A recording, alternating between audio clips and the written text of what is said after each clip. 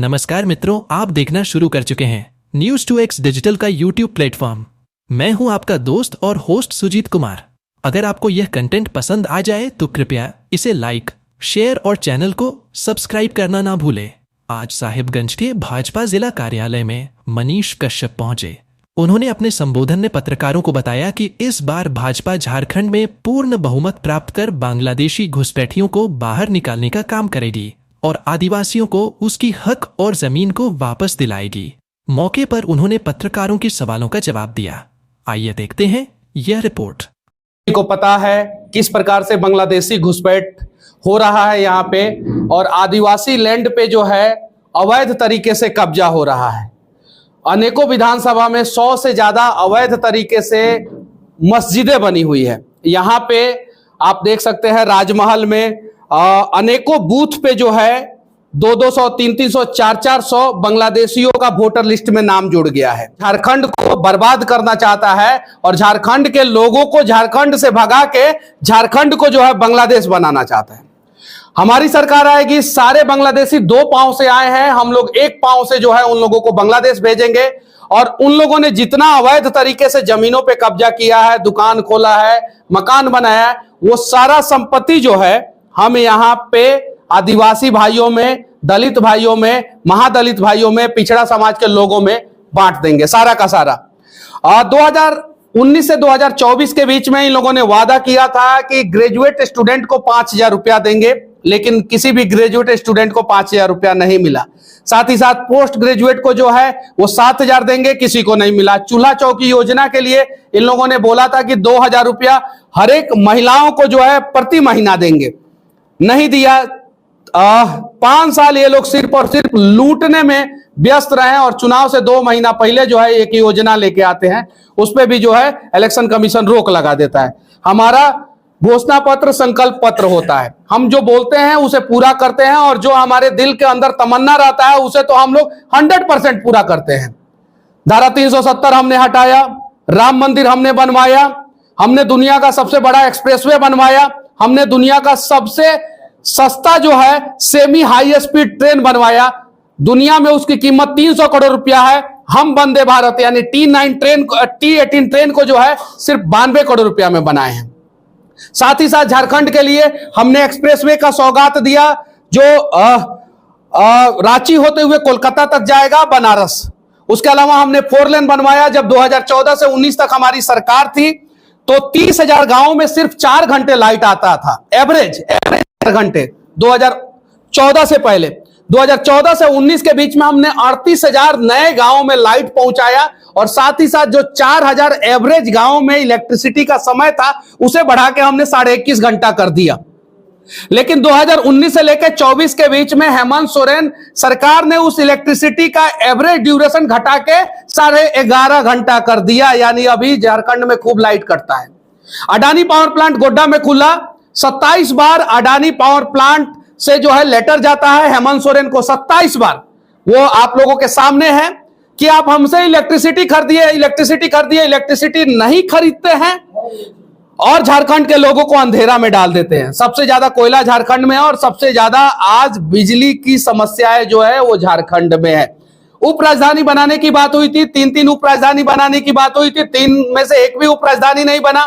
हाँ, जब इनको थोड़ा सा मस्ती करने का मूड हुआ तो मर्सिडीज गाड़ी लेके मुख्यमंत्री साहब अपनी पत्नी को बैठा के लेके निकल गए और अगले दिन ब्रेकिंग न्यूज आया कि मुख्यमंत्री चला रहे हैं गाड़ी और पत्नी बैठी है बगल में। लेकिन उस चक्कर में जो है झारखंड की हर एक महिलाएं परेशान हुई, हर एक पुरुष परेशान हुआ। ये सिर्फ और सिर्फ अपने लिए काम किए। 2006 से लेकर 2008 के बीच में इन्होंने 23 जमीन का टुकड़ा खरीदा, जिसे 2019 के चुनावी हल्फनामा में इन्होंने नहीं दिखाया और 2024 के चुनावी हल्फनामा में दिखाया। जब 2006 से 8 के बीच में जमीन का टुकड़ा खरीदा तो 2019 के चुनावी हल्फनामा में दिखाना चाहिए था। 2019 के चुनावी हल्फनामा में इनका उम्र जो है, मुख्यमंत्री साहब का उम्र जो है वो 42 साल रहता है और 2024 के चुनावी हल्फनामा में 49 साल हो जाता है। यहाँ पे अगर एक स्टूडेंट का उम्र एक दिन भी बढ़ जाता है तो उसको नौकरी नहीं मिलता है और हेमंत सोरेन ने अपने उम्र के साथ भी घोटाला कर लिया। आदिवासियों की बात करने वाली ये सरकार सिर्फ और सिर्फ बात करते रह गई और पूरे भारत में 4% आदिवासियों की जनसंख्या बढ़ी और भारतीय जनता पार्टी शासित प्रदेश मध्य प्रदेश में 5% आदिवासियों की जनसंख्या बढ़ी, जहां पे पिछले 22 साल से हम लोग हैं। एक बार 1.5 साल हम लोग नहीं थे, लगातार 22 साल से हम लोग हैं, 2002 से 2024 तक, और 1.5 साल बीच में नहीं थे। लेकिन झारखंड में ऑफिशियली डेटा है, सुप्रीम कोर्ट में हल्फनामा दायर है कि 45% से घट के 28% हो चुका है, और अगर 2025 का जनगणना होगा तो वो 22 से 23% होगा। आखिर आदिवासियों का जनसंख्या जो है कम क्यों हुआ जबकि पूरे भारत में बढ़ा? बांग्लादेशी आ रहे हैं, जमाई टोला बना रहे हैं एक गांव में, और गांव में ही एक जगह पे जमाई टोला बना दे रहे हैं और गांव की लड़कियों से शादी कर रहे हैं। जरा सोचिए, इतना बड़ा दुर्भाग्य है। जितना जमाई टोला झारखंड में बना है, जितना, वो सारे के सारे जमाई टोला पे हम लोग बुलडोजर चलाएंगे, सारे के सारे जमाई टोला पे। और सारा जमाई टोला में जितने बांग्लादेशी अवैध तरीके से जमाई बन बैठे हैं ना, उन्हें सबको जो है एक टंगरी पे जो है ना, यहां से डायरेक्ट जो है बांग्लादेश पार्सल करेंगे, डायरेक्ट। विनती है आप सभी से, मीडिया बंधुओं से भी विनती है कि सही चीजों को दिखाइए, किस प्रकार से जो है राज्य को लूटा गया। भारत का पर कैपिटा इनकम जो है 2,25,000 है, यानी भारत का प्रति व्यक्ति आय जो है 2,25,000 है, यानी एक आदमी जो है एवरेज 2,25,000 रुपया कमाता है भारत में। झारखंड में प्रति व्यक्ति आय जो है 1,05,000 है, यानी झारखंड के हर एक व्यक्ति का हर साल जो है, अगर देश के प्रति व्यक्ति आय से तुलना किया जाए तो 1,20,000 रुपया का नुकसान है। और पिछले 5 साल में झारखंड के हर एक महिला पुरुष, हर एक व्यक्ति का जो है, हेमंत सोरेन ने जो है 6 लाख रुपया का नुकसान किया, 6 लाख रुपया का नुकसान किया। और वो 6 लाख रुपया का नुकसान इसलिए हुआ कि झारखंड की अर्थव्यवस्था उस हिसाब से नहीं बढ़ी जिस हिसाब से बढ़नी चाहिए। आज दुनिया में सबसे ज्यादा खनिज संपदा अगर राज्य के हिसाब से देखा जाए, राज्य अमेरिका में भी राज है, चीन में भी राज है, पाकिस्तान में भी राज है, बांग्लादेश में भी राज है, भारत में भी राज है। राज्य के हिसाब से देखा जाए तो सबसे ज्यादा खनिज संपदा जो है वो झारखंड में। और आज वर्तमान समय में सबसे ज्यादा झारखंड के लोग परेशान हैं, की वजह से परेशान है, क्योंकि पिछले 5 साल में जितना भी एग्जाम हुआ सबका पेपर लीक हुआ, यहां तक कि इंटरनेट बंद किया गया, हाई कोर्ट ने संज्ञान लिया, उसके बावजूद पेपर लीक हुआ। बेरोजगारी सबसे बड़ी समस्या है। प्रधानमंत्री आवास योजना के तहत यहां पे आवास नहीं मिला गरीबों को और बांग्लादेशियों को आवास दे दिया गया। आप उज्ज्वला लीजिए, बांग्लादेशियों को उज्ज्वला दे दिया गया। केंद्र सरकार ने एम्स बनवाया, केंद्र सरकार ने यहां पे एयरपोर्ट बनवाया, देवघर में एयरपोर्ट बनवाया। केंद्र सरकार जो है एक्सप्रेसवे पे काम कर रहा है, 4 लेन बनवा रहा है, लेकिन राज्य सरकार जो है घोटाला पे घोटाला करने में व्यस्त है। तो इस झारखंड की तानाशाही, घोटालेबाज और बांग्लादेशी समर्थक राज्य सरकार को जो है 23 नवंबर को यहां की जनता उखाड़ के फेंक देगी।